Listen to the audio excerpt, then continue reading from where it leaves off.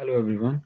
My name is Shujat Hussain, and today I will discuss about the contemporary issue in the field of health, which is related with the office workers, sedentary behavior, and health risks as in office workers. In this presentation, I will discuss about what is sedentary behavior and what is physical activity, and why office workers are more sedentary and risk associated with the sedentary behavior, interventions to reduce sedentary behavior and their effects. And at the end, we will conclude some possible solutions to overcome this current issue or the current problem. What is sedentary behavior? Sedentary behavior, anytime a person is sitting or laying down or reclining, they are engaged in sedentary behavior, like TV watching, video games playing, computer using, driving automobiles, and reading some books, or working desk-based jobs. These are called included in sedentary behavior. Well, well, physiologically, sedentary behavior is any awaking behavior characterized by energy expenditure, which is below or equal to 1.5 metabolic equivalents. Physical activity. Physical activity is any voluntary bodily movement produced by the skeletal muscles that requires some energy expenditure. Well, it's right opposite to the sedentary behavior, like physical activity when the energy expenditure is more than 1.5 metabolic equivalents. There are different levels of physical activity according to the energy expenditure, like light physical activity, moderate physical activity, and the vigorous physical activity. Well, over the last 5 decades in United States, there has been a progressive decrease in the percentage of the individuals employed in the goods producing and agriculture occupation, whereas there has been an increase in the percentage of the individual employed in the service occupations. So this results from shift away from occupations that require moderate intensity physical activity to the occupations that are largely composed of the sitting jobs and sedentary behavior. Like in early 1960s, almost half of the occupations require at least moderate intensity physical activity, and now less than 20% demand this level of activity. And by an estimate, daily occupation related energy expenditures has decreased by more than 100 calories in both men and women.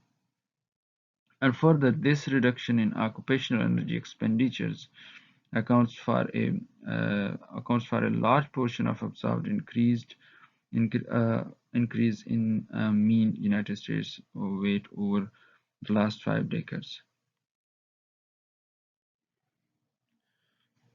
Uh, well, in a study in 2021 on the university staff members to identify to assess the physical activity during the physical activity during the working hours and the duration of the physical activity and intensity achieved during work to find the difference between jobs in the university. So, according to this study, uh, they differentiate the staff members into four different groups, like administrative support, management professional, and specialist, operation support, teaching and research people. So the findings of the study provides a strong indication that the university employees experience high level of inactivity during the working day or during the work day, and they are spending almost 84% of their overall time as a sedentary, and during working hours, uh, uh, the, the the staff members belongs to the management professional and the specialist. Uh, they are more sedentary comparative to the any other other other people, other staff members or the other groups.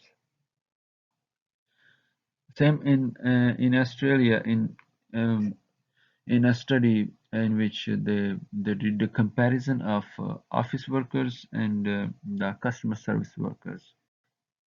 Both office workers and the customer service workers were almost 77% sedentary during their working hours, and they are spending about 6.6 hours as sedentary.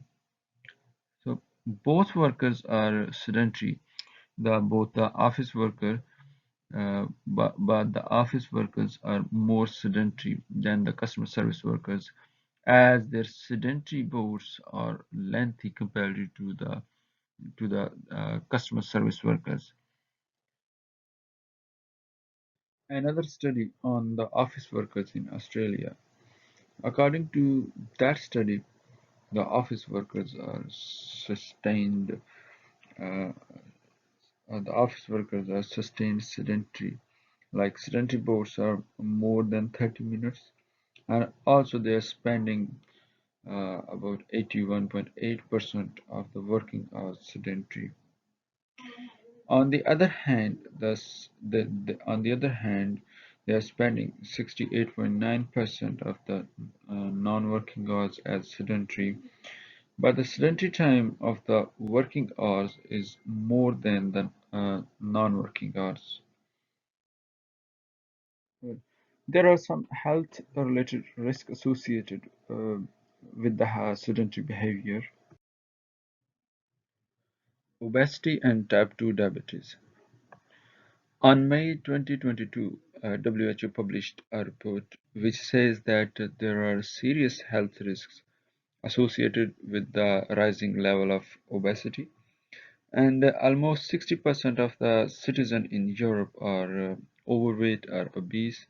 And this report predicts that in the coming years or in the coming decades, obesity will overtake smoking as a risk factor for the health.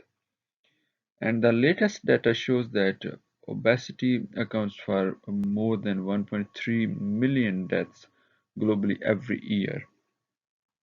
And the main reason behind obesity is the sedentary behavior.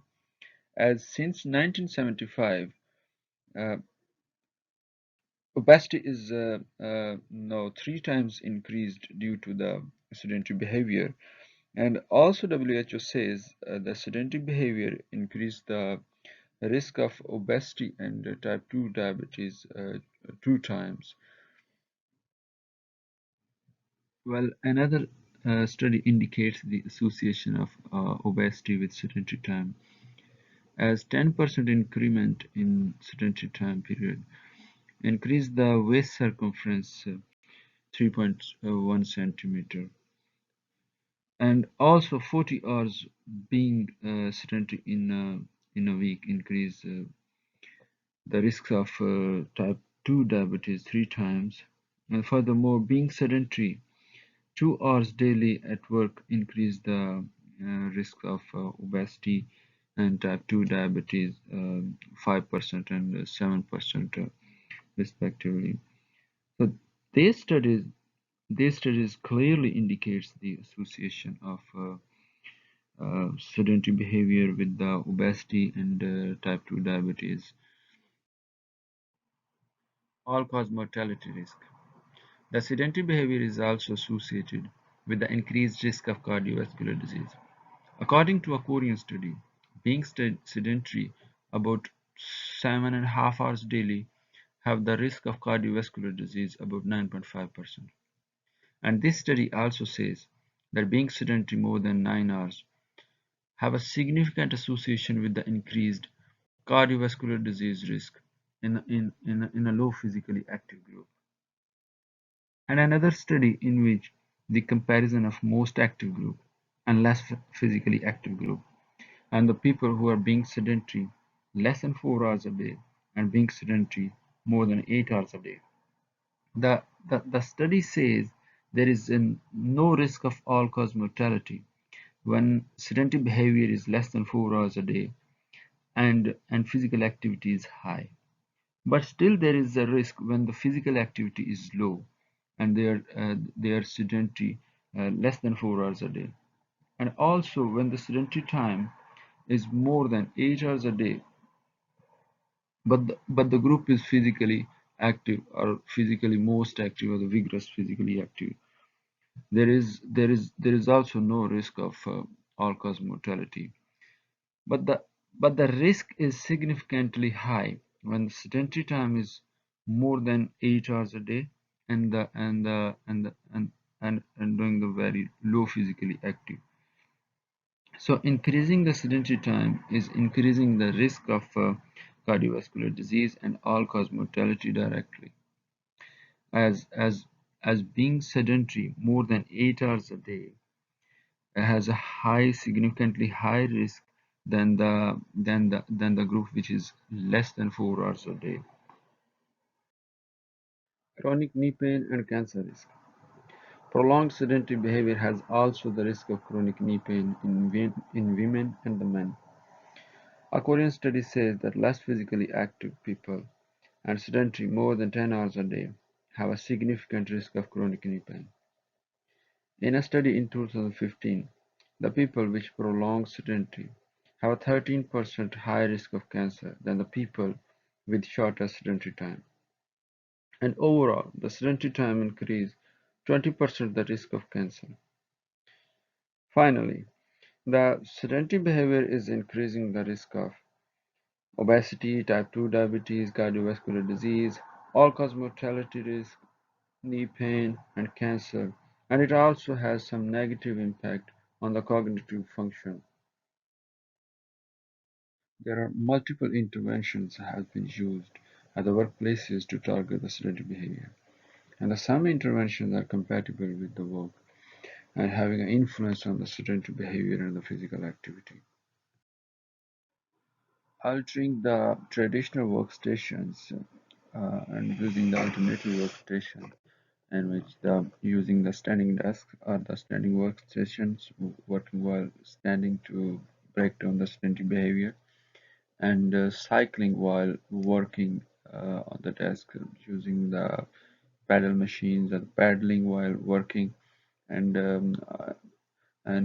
giving an intervention uh, to work while walking, and intervention by installing the treadmills at the workstations for working while walking. Another intervention used to reduce the sedentary behavior and increasing the physical activity by promoting the use of the stairs in the office buildings and also through the and also giving them messages through paintings and the drawing on the walls and near to the elevator and the stairs that burn the calories, not the electricity. So with the help of this intervention, reducing the actually it's increasing the physical activity and burning the calories at the workplace. Personalized behavioral interventions in which the counseling of the office workers or the workers to reduce the sedentary behavior with some using the educational approaches by telling them by educating them about the uh, benefits of the physical activity and the hazards and the risk associated with the sedentary behavior and doing some motivational interview to reduce the sedentary behavior and motivating them to using the other interventions like using the stairs and the other intervention using the standing desks and well or rather using the cycle workstations or the treadmill workstations to reduce the sedentary behavior and increase the physical activity. Can we reduce the excessive sedentary time at work? So the short answer is yes. Yes, we can reduce the sedentary time at workplace. Currently are the previously used interventions, the, the effectiveness of the sit and stand desk and the sit stand desk is very much high to break down the sedentary time period. Like 84 to 160, 16 minutes has been reduced averagely per day.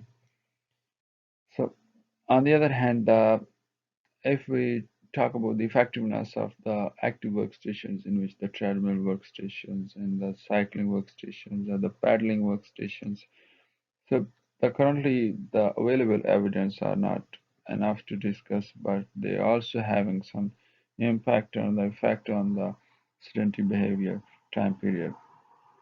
And another intervention, the walking during the breaks, or taking the breaks for the walk. It also has some effects on the reduction of the sedentary behavior, the sedentary time period, like some command prompts while working on the computer or the system. After 30 minutes, there will be a command prompt and the command to walk for 2 minutes, and these type of interventions uh, are also helpful to reduce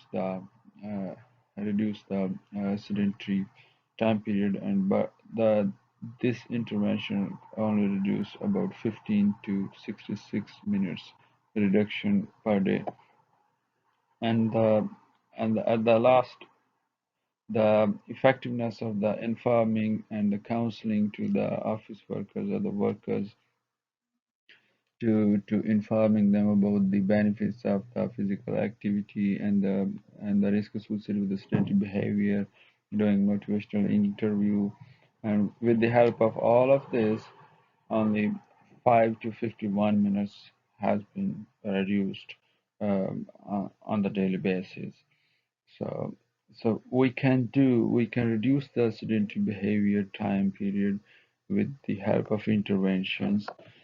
Um, Since 2010, it's appearing on headlines of different magazines and outlets that sedentary behavior is the new smoking, as multiple health risks are associated to sedentary behavior. But to prevent or break down sedentary time, multiple approaches have been used. Some are highly effective, such as the sit-stand desk, but there is still need to work to break down or reduce the sedentary time in offices with the help of any appropriate intervention or with the combination of different interventions.